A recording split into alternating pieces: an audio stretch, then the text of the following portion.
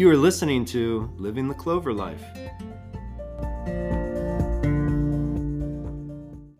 Welcome back. This is our part 2 episode on annulments. I'm back here with Fr Tim Wyciskalla. It's great to be back. Thanks for having me again. And today we're going to talk about what a formal case is, what the process is for all of that, and especially what happens at the tribunal's end. So we hope that this will be informative and enlightening for you.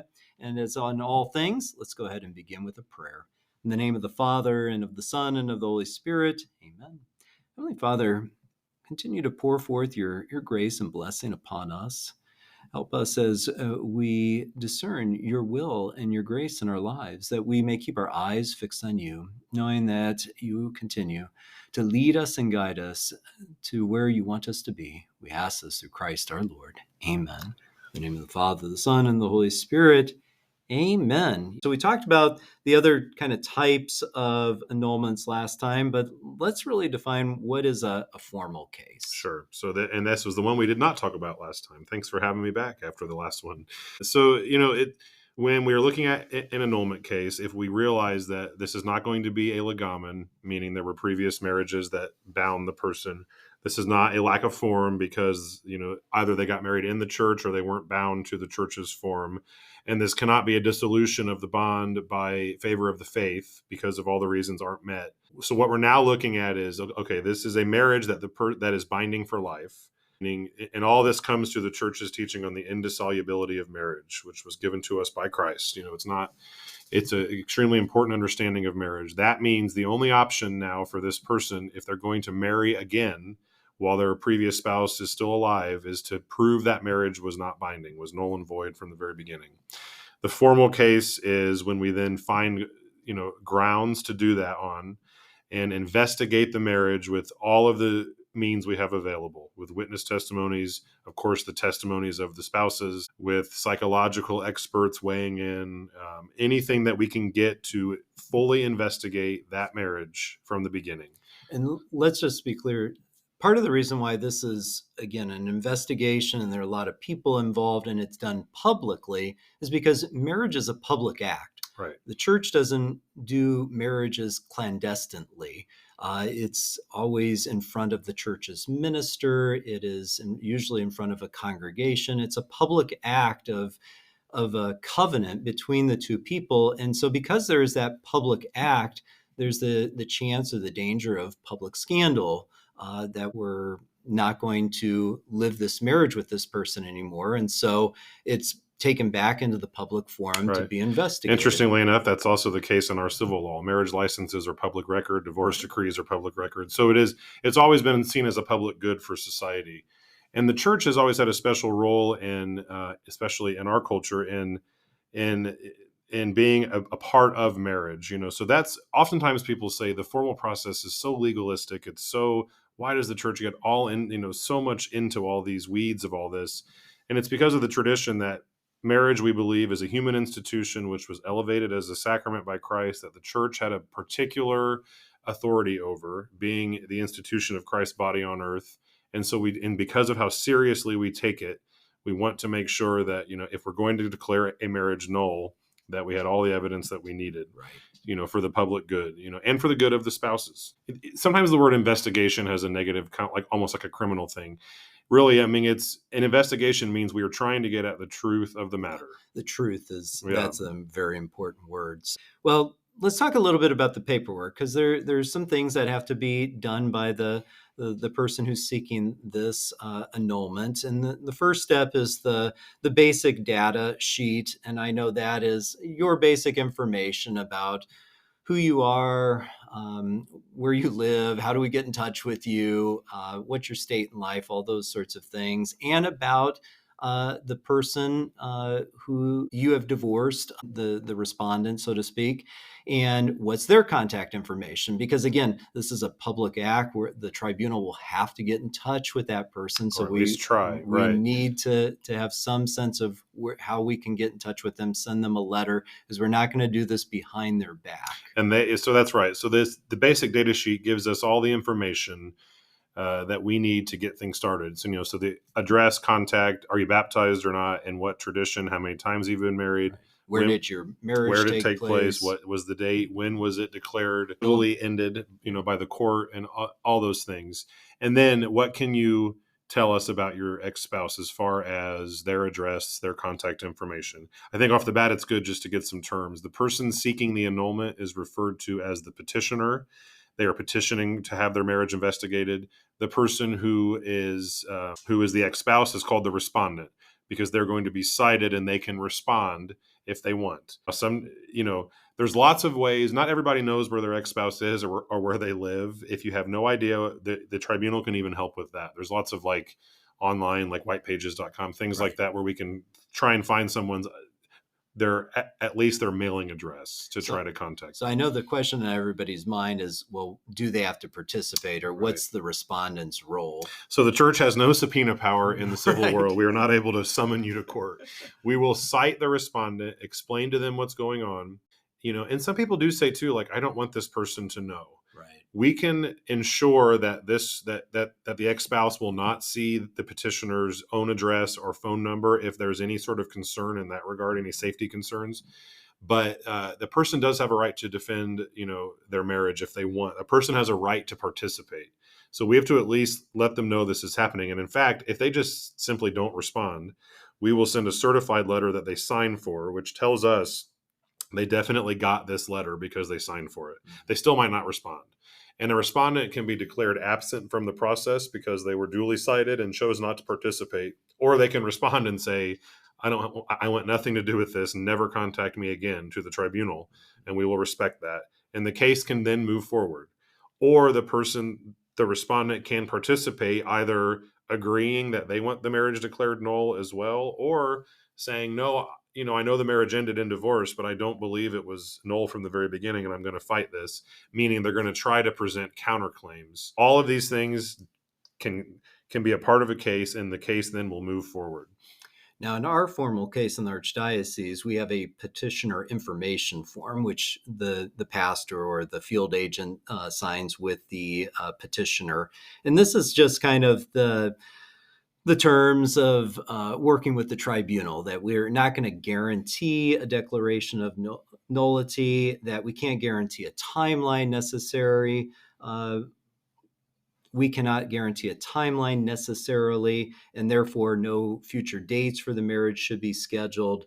And then cautions could be declared as well, such as if maybe your marriage broke down because of alcohol abuse, the church doesn't want you to still have that problem and trying to enter into another marriage that will possibly fail. And so the tribunal also can't talk about your case with anybody but you, the respondent, or maybe the pastor or field agent who's involved. Your privacy is respected. And also, we're not trying to get, because sometimes you hear people say, well, I want to get married in the church again for a second marriage or third. All I have to do is get my first marriage annulled. There's no guarantee that the marriage was null. Right. And again, all the annulment process is looking into find the truth of the matter. It's not a Catholic divorce proceeding. Right. So we will investigate it. You have the right to have your marriage investigated, and we will try to find that truth. But what happens as a result of that process cannot be guaranteed, and there's lots of different factors that decide how long it takes. Right. So the meat of the process is the questionnaire, and in our diocese, that's about 37 questions. Right. So what kind of questions are people looking at? So the petitioner questionnaire for the person seeking the annulment, and actually the one that's given to the respondent if they want it, is pretty much the same. Most the same questions are asked. We're going to get as much information as efficiently as we can from you, as far as what is your background like, your family of origin, what was that like growing up, your relationship with your parents, your relationship with your siblings, your previous dating relationships. What was your courtship? How'd you meet the respondent? What was your dating time like? What was your engagement like? What was your ex-spouse's family like, as much as you can tell us about their relationships? So a lot of those questions I know have to deal with, what was your anticipation of marriage? What were your expectations of marriage? Were you on the same page as far as what kind of gift of self? What preparation went into this? Yeah. And I will say this is this questionnaire gets very personal because this whole matter is very personal. And sometimes that's difficult for people. Questions about, sexual experiences, questions about, and how that, because all of this can come into play with either how someone viewed this relationship, their discretion of judgment, their capacity to truly freely choose this marriage.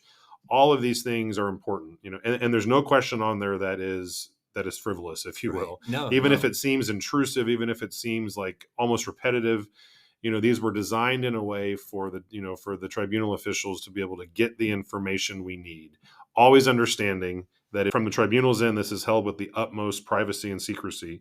All of our tribunal officials take an oath that they will keep all of this private and secret and as a part of of this process, so it's not going to be shared with anyone else, as is all laid out in that paperwork. Right. And to be honest, is hitting at something we mentioned last time, which is the healing process of kind of diving deep and being honest with yourself and honest with these questions Right. and entering into this process completely. And I think that's important, that sometimes in that healing process, old wounds are kind of reopened. Right. We actually will not begin an annulment process until 6 months after the divorce is finalized, because of that, because it can be so raw. But at the same time, it's difficult to, maybe it's been 10 years or something. It's hard sometimes to go back and re-examine. Everybody's at a different place. Right. But this isn't just a he said, she said sort of thing. We do ask for witnesses. We have 2 credibility witnesses and 2 fact-finding witnesses, and any maybe doctors, like counselors that we went to, if you wanted to disclose that information. Sign a release. Yeah. So witnesses are to help, basically like in any process, corroborate what people are saying. Because there are times where the 2 sides will come at things from different perspectives, not even trying to lie.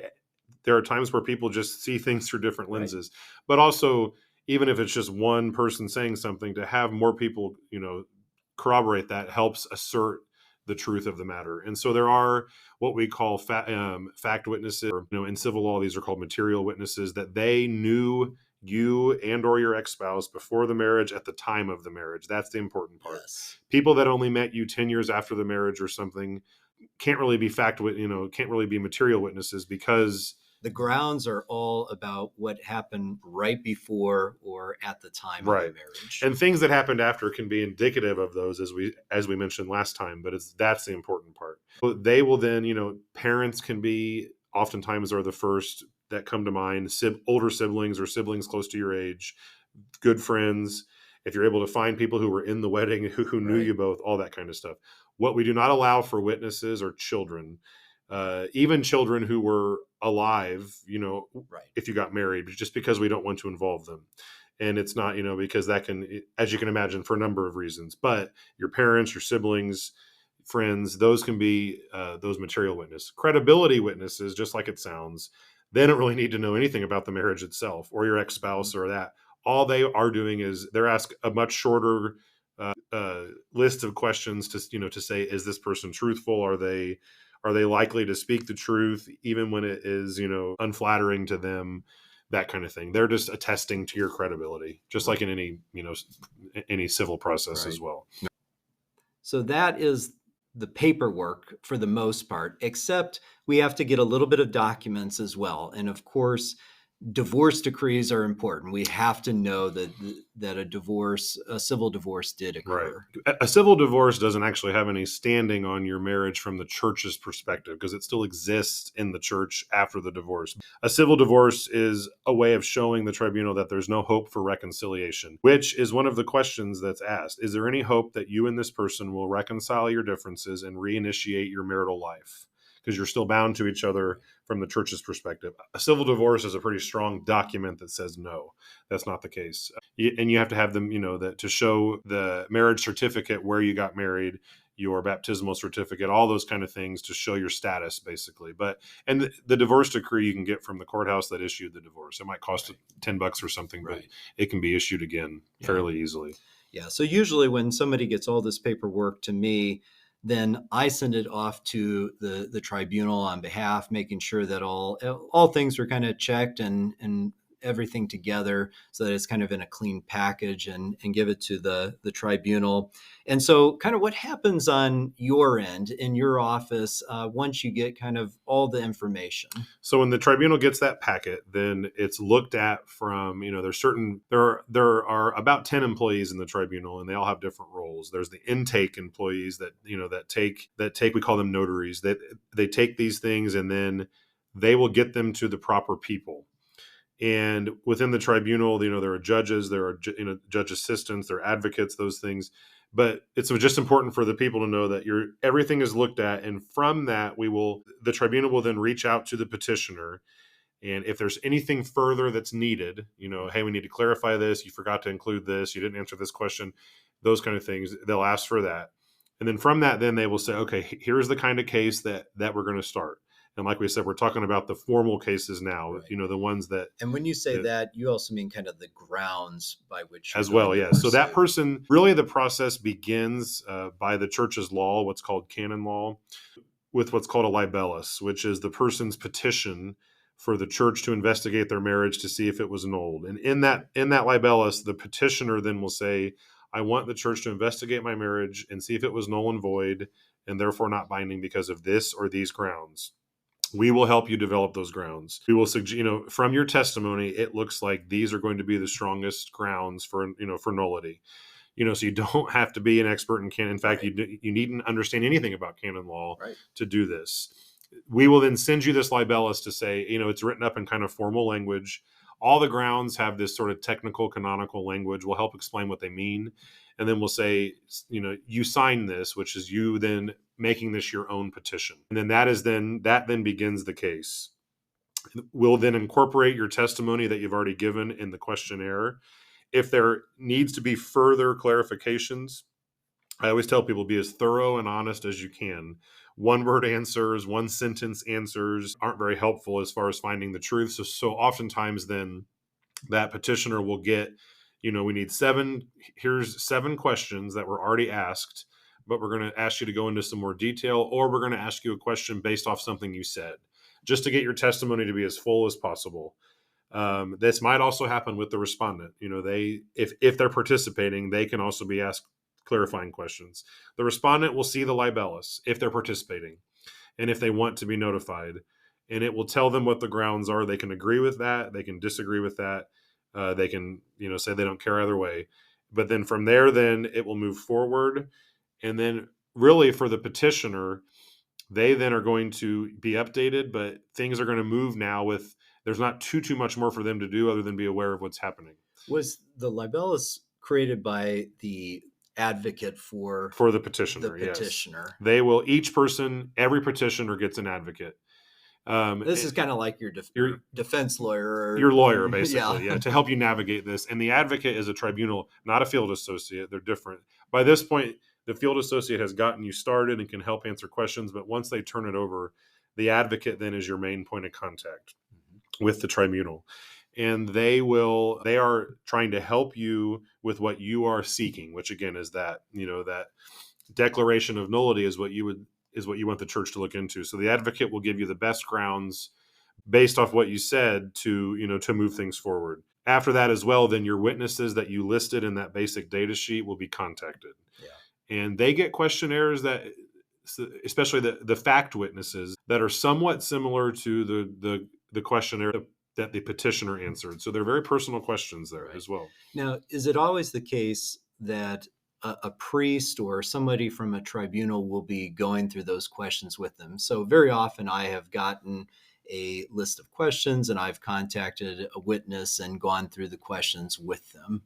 If it's possible that those witnesses can be sent the questionnaire directly. Good. It depends on how they want that to, if they say, please, do this through our parish, or they're going to be very upset or very confused or not know what's going on, then, that can happen. What's important though, is that the petitioner not be there to coach them along on what they want them to say. Because again, we're seeking the truth of the matter. Now, we're not a civil court. So, there are parts of this that we are entrusting the person, with honesty and with not doing these things. But we do this a lot. So it's also fairly obvious when all the answers are verbatim, with all the same words or things like that. But the bigger issue is, for witnesses, when they get this, I always tell petitioners, tell the witnesses these are coming. Yes. So they're not like, what is this? They have no idea what it is.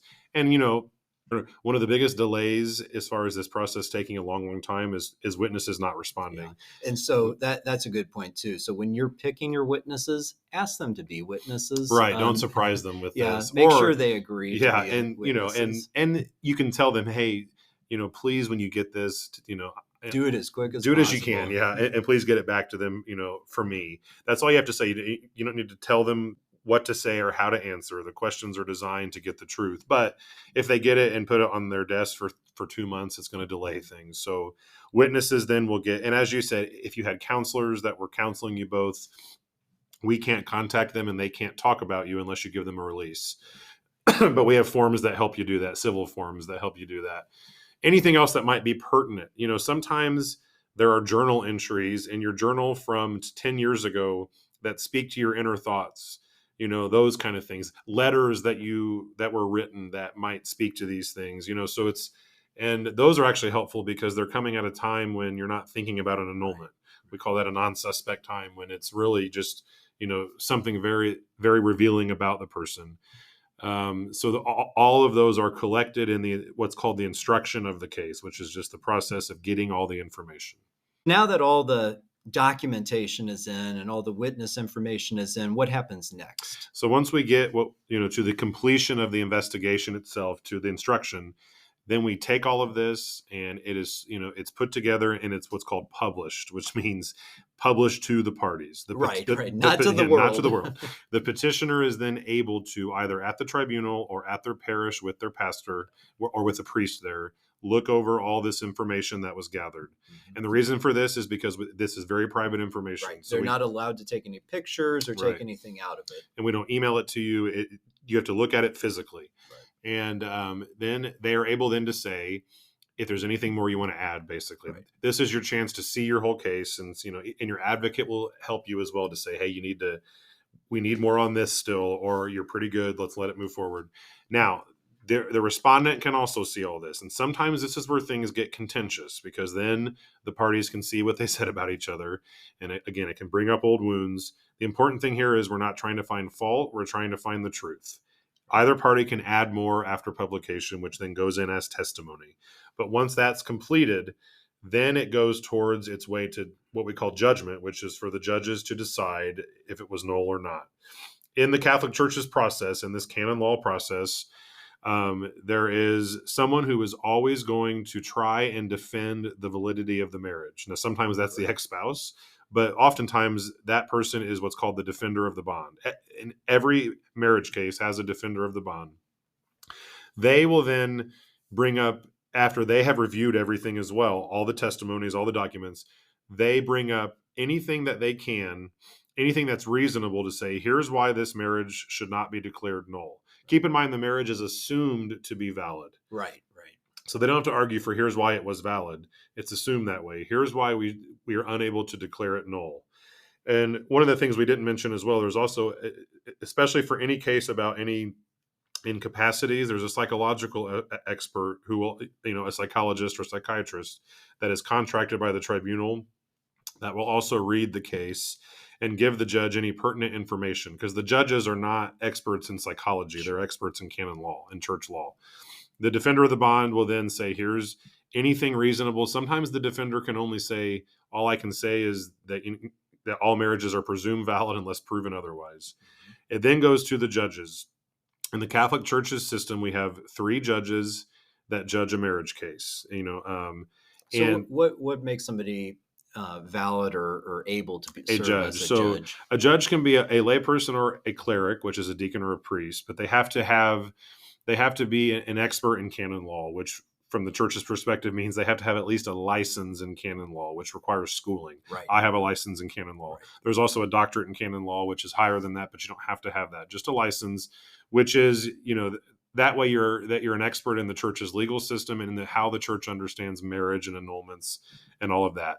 And so typically on a tribunal, there'll be either 3 priests, 2 priests and one lay person, or 2 layperson and 1 priest. There has to be at least 1 cleric that's on that college of judges. This is based off of Roman law, which is based off a tribunal of judges rather than a jury of peers. That's another topic entirely, Right. but it's also such that anytime you have three experts looking at something, majority will rule. So 2 out of 3 or 3 out of 3 Right. deciding in one way or the other. The churches, in civil law, what we'd say beyond a reasonable doubt, and the church we say with moral certainty.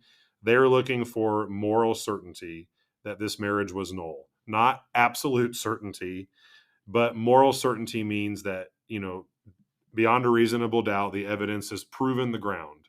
They were incapable of marriage because of a grave lack of discretion, which was, from all these circumstances, and they will write a sentence that lays all of this out. And that then is notified to the parties. Now, just like in civil law, each party has a right to appeal. If the petitioner gets a negative sentence, meaning this was not proven, it was always assumed valid, so it's not like it proves it to be valid, it just does not prove that it was invalid, that petitioner can appeal it to a different tribunal, which for Indianapolis is the Tribunal of Louisville, to try it again. If it gets a positive sentence and the respondent was participating and did not want it to go affirmative, they can appeal it, and for the same reason. Once it's notified and no one has appealed it after that time limit, then that marriage was declared null, and both parties, even if the respondent didn't participate, are now free to marry in the Catholic Church. They're no longer bound to that marriage. Sometimes they have other annulments that need to go through as well. Now, as far as timeline, I think it's a good time for that as well, because I'm sure you've heard people say it takes a long time. The cases are taken in the order in which they're received. That's the first part. But sometimes certain parts of the cases take longer. So if we notify a bunch of witnesses and hear nothing from this case, but this other case, they all write back right away, it'll jump in front because it goes to the next part. Okay. And there are, it'd be great if the tribunal had unlimited budget and had unlimited staffing, but we don't. So with the hundreds of cases we get each year, we take it as quickly as we can go to keep the process, as intact as it can be. But right now, I would tell people in general, you're looking at about a year, but typically a little bit longer depending on the circumstances. I would say I get about at least 5 people who are looking at a case a year myself, just at my one parish. And you multiply that by every parish in the Archdiocese. Exactly. Exactly. What about fees? There is zero cost whatsoever. Now, the tribunal, of course, has staff, and we pay the experts, but all of that is covered under the Cathedraticum, which is what the parishes pay to keep the Catholic Center running. And so it is a free process. Is that just in the Archdiocese of Indianapolis? No. So that is in canon law under Pope Francis. It was forbidden to charge fees for annulments. So, there used to be a fee involved, especially, because all these employees had to be paid for. It was never the case that you couldn't get an annulment if you couldn't afford it. But there was a fee that was asked to help offset the cost if possible, but just to get rid of any illusion of paying for, the misnomer that all you have to do to get an annulment is pay for it. It's never been true. And now there is no fee for anyone whatsoever. So you heard it here first, folks. Fake news. Fake news. If anyone ever says, I couldn't get an annulment because I couldn't afford it, that is not true. Yep, that is not true.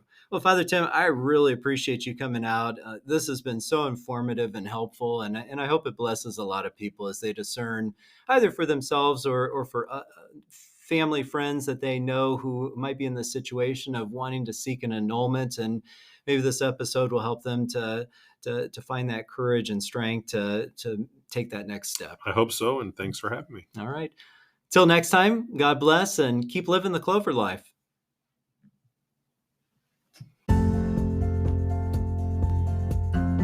You've been listening to Living the Clover Life. For more information about St. Malachy Catholic Parish, check out our website at stmalachy.org, stmalachy.org.